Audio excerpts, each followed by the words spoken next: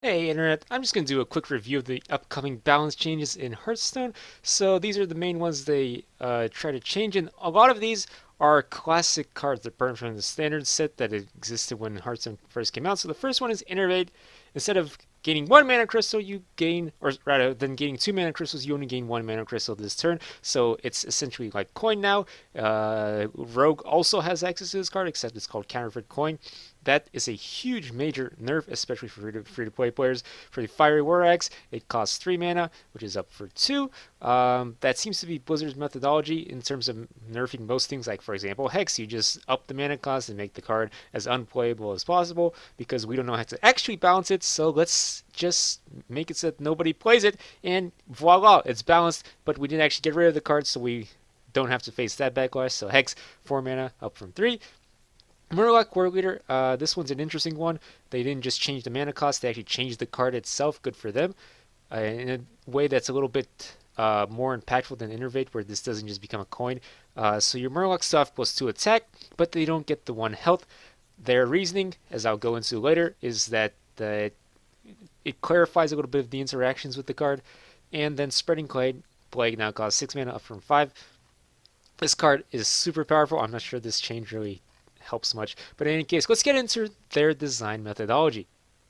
So I'm going to go ahead and skip their developer's note. They basically just say that they don't want to move things to Hall of Fame if they don't have to. So for Innervate, several powerful variations of Druid are currently seeing play.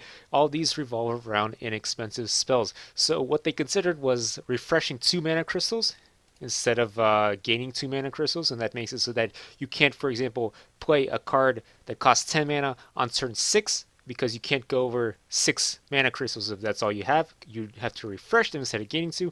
That's an interesting balance change, which I would have been fine with personally. I don't really like this that much. Gain 2 mana crystals this turn only and increase the mana cost to 1.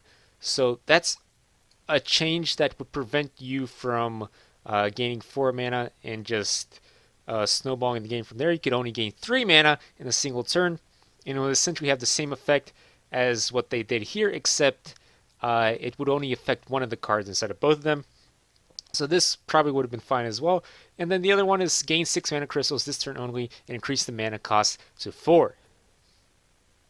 I actually saw Crip suggest this in one of his videos. They get this directly from Crip because he said that specifically in one of his videos. One of the things that I would have suggested for Innervate is that the main problem with it is that you can just play super powerful minions on turns 4, 5, or 6 and just snowball the game out of control. Well, the way you go around that is by saying you can gain 2 mana crystals this turn only. It can't take you over 5 mana. So you can play this early game, but you can't ever play the super powerful cards because it has a mana cap when you play it. Innervate will not take you to more than 5 mana. And that would solve all this. You wouldn't have to nerf the card. It's to be good early games, get some early tempo, but it would not allow you to play the super powerful cards. And the 5 mana or less cards are generally not going to be game breaking, which means that would be fine. That's the type of change I would have seen. I hope they consider that in the future after they inevitably figured out that their change to Innervate kind of just destroys the card altogether. But as for their further methodology, since Innervate is a basic card, we need it to be clear and simple, so they don't want to add extra text. And along with Wild Growth, these cards inform newer players that Druids create mana as part of their class identity. See, this does not make sense, because Rogue can do this too. Rogue has Counterfeit Coin, which says exactly this. Look, I'm going to bring up Counterfeit Coin Hearthstone, and it's going to have the exact same text. Look at it. You ready for this? You watching? Watch what it's going to say. It's going to be word for word, gain 1 mana crystal this turn only. 0 mana, gain 1 mana crystal this turn only. So you're saying it's part of the class identity for Druid, except Rogue has the exact same card. You just called it different, you have different art for it. The same card though. How's that part of the Druid class identity then? It doesn't make any sense. We kept in mind that cards like Counterfeit Coin were strong in combination with other support cards like Gadgets and Arcaneer, Edwin, and so on and so forth. With the right support cards for Innervate, it may still end up seeing play, but it won't be in every deck, which is ultimately what we're aiming for with this change. Here's the thing. Innervate was not in every deck before Ultimate Infestation came into play, which they do mention later on. But the main problem was Ultimate Infestation. That's why this is in every deck now. With Ultimate Infestation, Innervate is no longer a dead draw. It's not longer a dead card in your hand because if you have this in your hand and you have cards that allows you to just draw 10 cards, which is a third of your deck off of only 2 cards, you can run 2 Innervates and it doesn't really hurt you that much. Especially since you can use this to coin out Ultimate Infestation. I'm going to call it coin from now on. I'm not calling you Innervate. It's not Innervate. Next card. Fiery War Axe. They just nerfed it. So, Fiery War Axe has been a powerful warrior weapon since the launch of Hearthstone. Yes, it has. It's not any sort of broken because pirates... sorry, I was going to say warrior. I meant to say warrior, but really people only play pirate warrior. Warrior is in a decent enough place right now where they're not winning too many games. They're not losing too many games, which means that Fiery War Axe did not need to get nerfed. They already nerfed the previous pirate card where it got a buff from weapons, and since then weapons are very much dealable. There are a lot of ways to destroy your opponent's weapons. This did not need to happen. Already great tempo for its cost, Fiery War Axe is well complemented by pirates and cards that synergize with weapons. Raising its mana cost by 1 will make it so that nobody ever plays this card again, thereby completely destroying any control warrior and nerfing pirates a little bit. What other changes did we consider? We considered just deleting the card from the game because we at Blizzard don't know how to balance any cards at all, so we like to pseudo-delete them in a manner that seems as if the card is still in the game and we went through some sort of thought process as to how to create this card, but in reality we have no idea what we're doing. Please don't hurt us because we're a small indie company. The other option we considered for Fiery War Axe was to lower its attack to 2, but that just makes it a trash card that would never get played ever. Generally, changing the mana cost of a card is less disruptive because people don't kill us with pitchforks afterwards, since the card still technically exists in the game, but ultimately we've kind of deleted the card from the game. Because you can always see the mana cost of cards in your hand. Can you not see the attack of the cost of the card in your hand? I mean, I understand what they're trying to say, but are they suggesting that newer players are so stupid they can't figure out how to read the attack cost? Get out of here, man. Despite the increased mana cost of Fiery War Axe, we expect that it will still see play. Other 3 mana 3/2 weapons like Eagle Horn Bow can be found in decks that may not have synergy with that weapon's card text. Yes, and those decks are awful. Have you played against those decks? They're terrible. Okay? Now, what you're saying here is that you want to change Innervate so that players understand that's part of the Druid synergy. That's why Innervate used to be better than the counterfeit coin, is because that's part of the Druid class structure.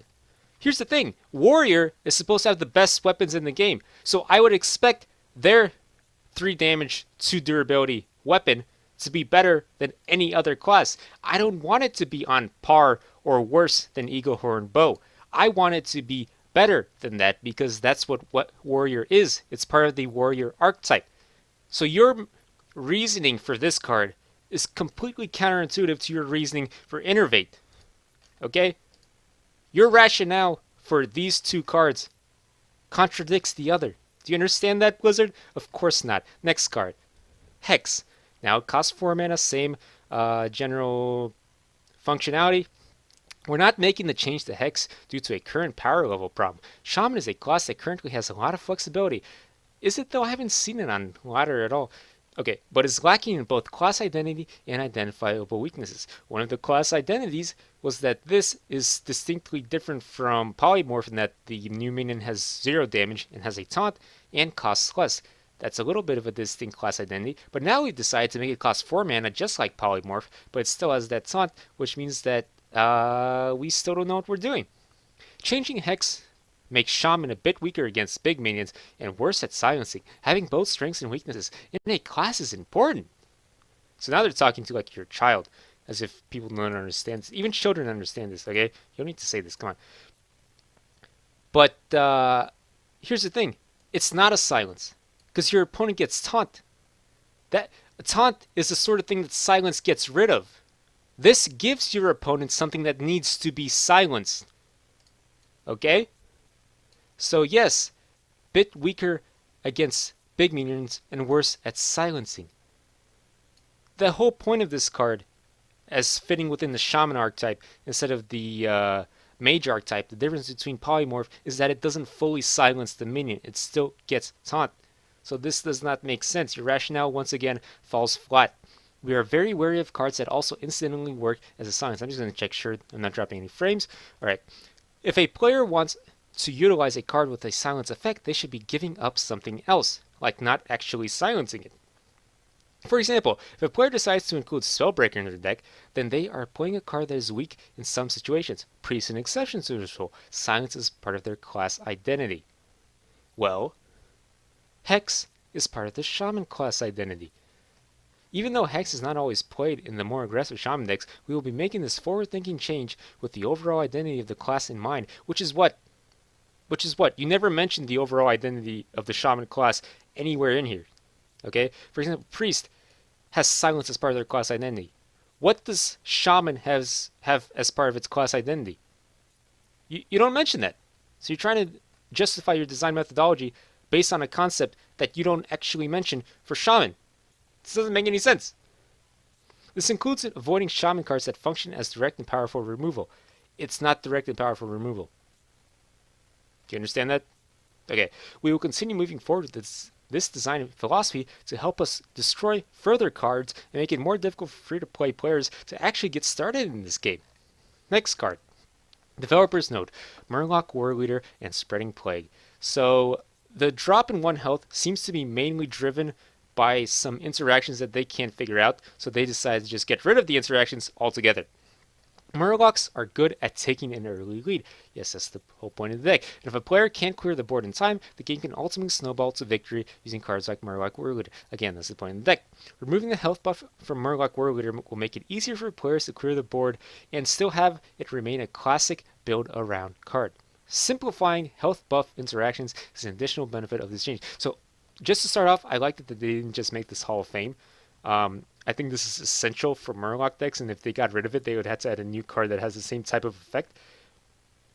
But honestly, the +1 health is one of the strongest parts of this. I would prefer to have +1 attack and +1 health as the nerf that it gets, because having extra survivability for Murlocs is one of the most important things. Now let's get into why they didn't actually do that. For example, in its current state, Warleader and then playing Wild Pyromancer and Equality wouldn't destroy all the Murlocs on the board, leading to unclear interactions for some players because we, at Blizzard, have unclear interactions within our own code. We make spaghetti code and we don't know how to actually fix this interaction ourselves. So as a byproduct of not having skilled enough coders to fix this interaction that we don't understand, we're going to say that you don't understand it, and instead just get rid of it altogether by getting rid of the +1 health. Again, Murloc Warleader, it's one of the most powerful effects is the +1 health. The +2 attack, you can get in a lot of other ways for your Murlocs. There's a lot of other ways to buff up that +2 attack. The extra survivability is one of the main uses of this card.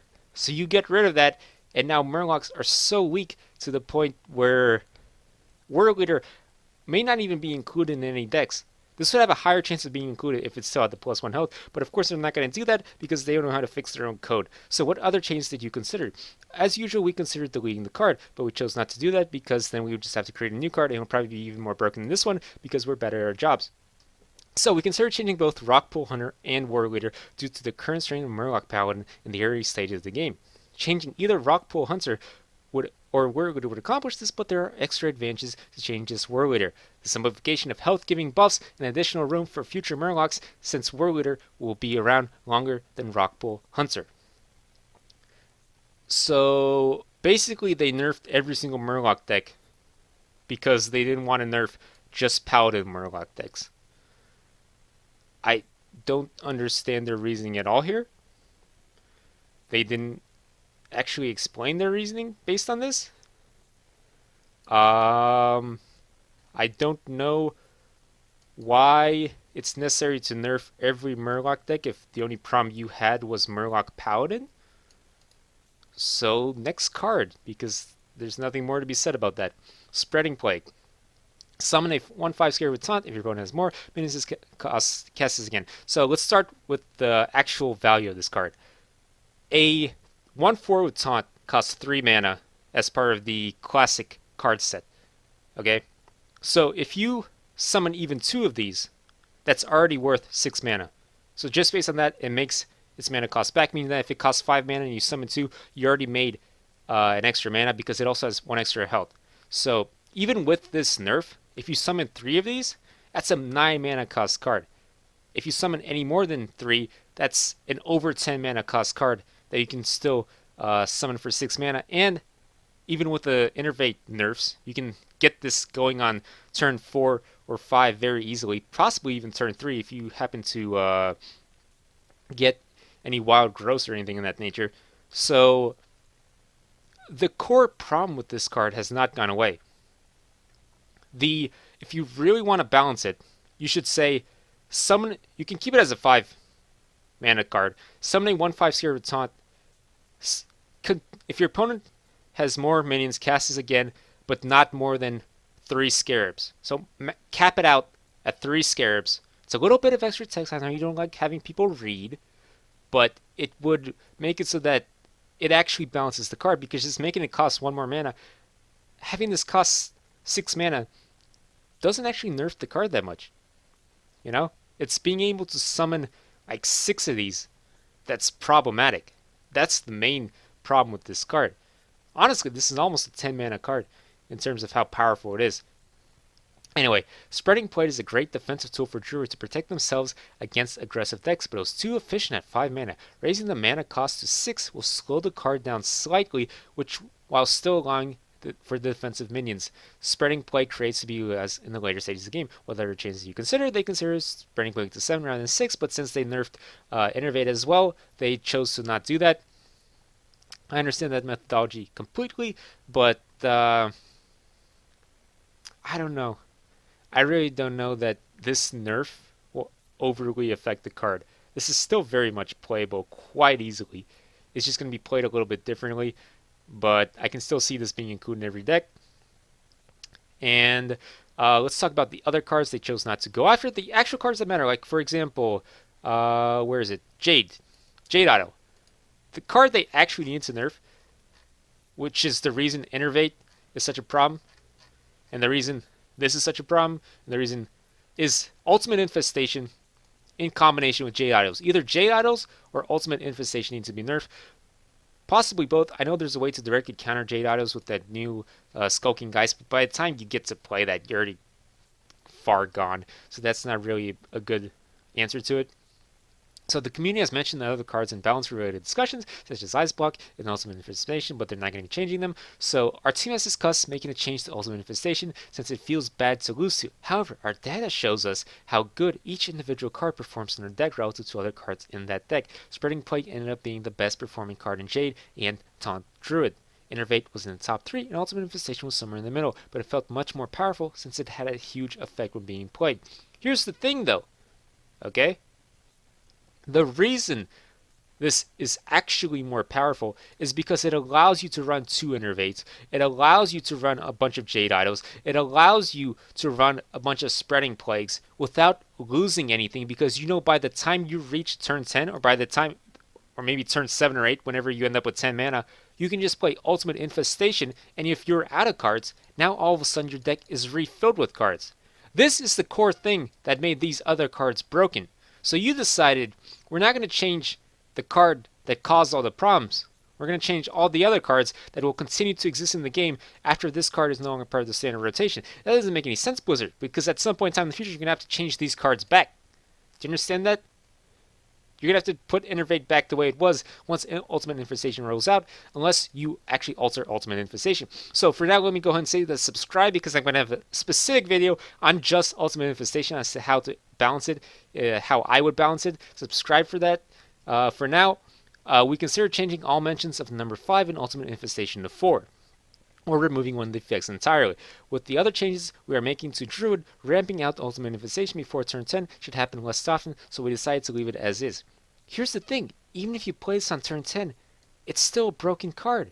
I'll go over this in my future video, but this is actually a 20 mana card that you can play for 10 mana with no drawbacks and no activation effects. That makes it broken.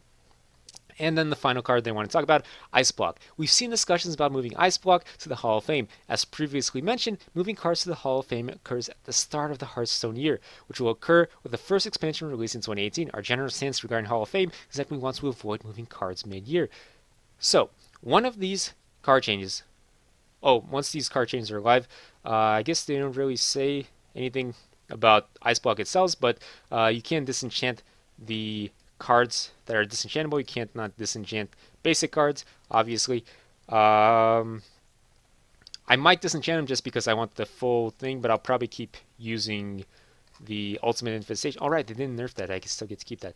And of course, the comments by Slamadam puts this in perfect perspective. Druid and Priest are too strong.